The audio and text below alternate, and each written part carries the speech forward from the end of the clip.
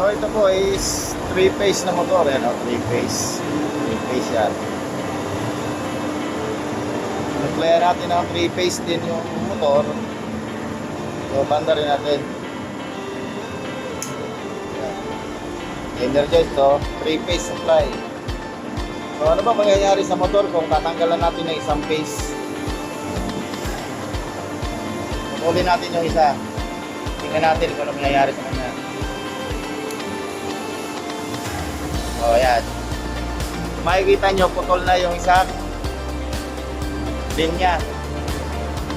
Pero umaandar pa rin siya ng normal. O. Ito 3-phase na motor, nag-andar yan sa single phase na supply. Pero in-start natin siya sa 3-phase. So pag in-off mo to, off na siya, hindi na yan makakabalik andar. Pag ganito, naka-stop yung motor at single phase yung supply, paandar rin natin, uugong lang yan.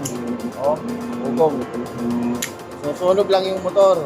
So kailangan may devices tayo ilalagay dyan para maka-start siya sa single phase supply.